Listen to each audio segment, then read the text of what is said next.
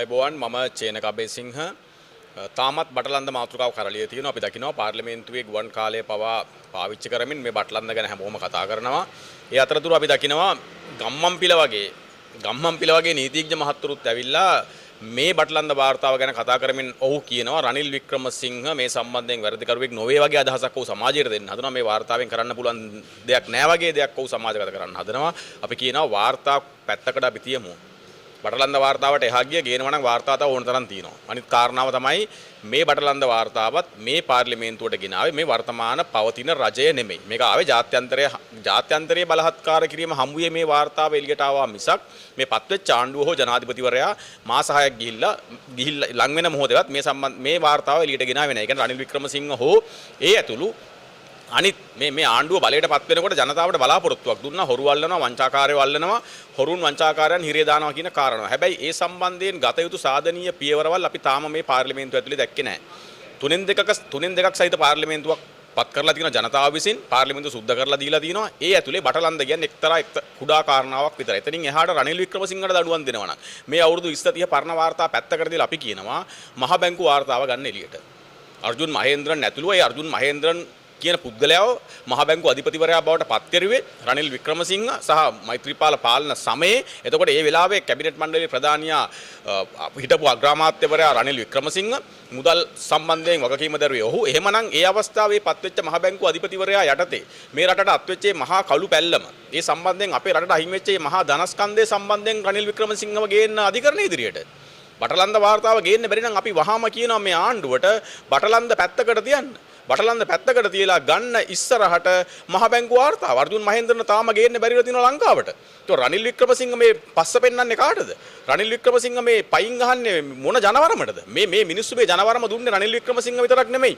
මහින්ද රාජපක්ෂ ඇතුළේ රාජපක්ෂ කඳවුරු ඇතුළු ඒ සියලු පාලන තන්ත්‍රයන් විසින් මේ රටට අත්පත් කරලා දීපු ඉරණම වෙනුවෙන් සාධාරණ වෙනුවෙන් ජනතාවගේ බදු මුදල් මතින් මහා පරිමාණ වංචා සිද්ධ කරලා ඒ ආශ්‍රිතව අපේ මහා ධනස්කන්ධයක් වියදම් කරලා මිනිස්සුන්ගේ අන්තිමට රනිල් වික්‍රමසිංහ මේ පාලනයෙන් බැහැලා යනකොට මිනිස්සු බදු මතින් බෙල්ල හිර කරලා තිබුණේ මේ ආණ්ඩුවට තාම බැරි වෙලා තිබුණේ මේ බදු මතින් බදු බරින් ජනතාව නිදහස් කරගන්න.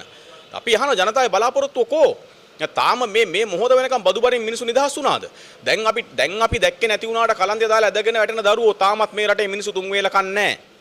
දැන් අපි දැක්කේ නැති වුණාට පොත් බෑග් එක ගන්න බැරුව වසබොන පියවරු තාමත් මේ රටේ දෙමව්පියන්ට දරුවන්ගේ අධ්‍යාපන වෙනුවෙන් වියදම දරා ගන්න බෑ. මේ ආර්ථිකය කවුරු හරි කියනවා නම් දැන් නැකලා තියෙන්නේ මේ ආර්ථිකය දැන් හරි කියලා අපි කියන එක පට්ටපල් බොරුවක්.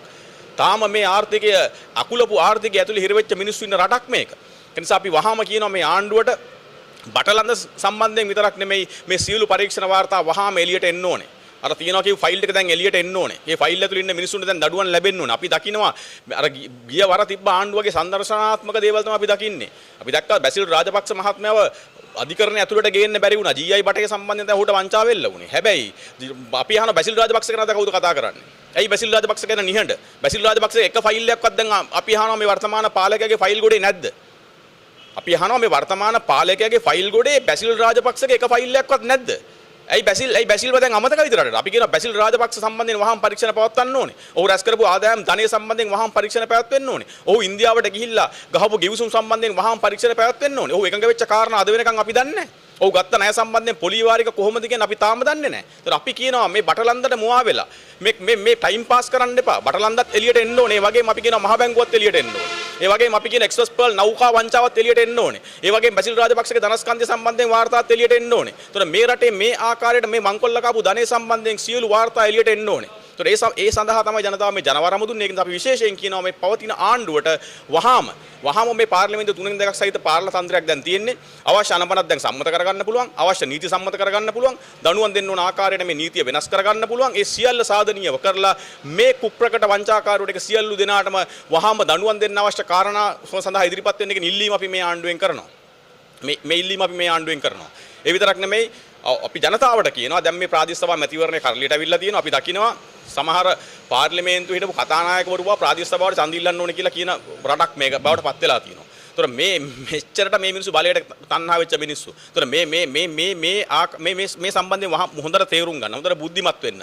මේ වෙලාවේ පාර්ලිමේන්තුවෙන් පෙරදිච්ච මිනිස්සු දැන් ප්‍රාදේශ සභාව හරි අත්පත් කරගන්නයි දැන් මේ හදන්නේ. අපි කියනවා මේ ඡන්දේ තියන්නෙම මේ ඡන්දේ පැවැත්වෙන්නෙම ගමේ ඔබ දන්න පුරවැසියා සුදුසුම කෙනාව බලයට ගේන්න නිසා පක්ෂයක් බලයට ගේන්න නෙමෙයි.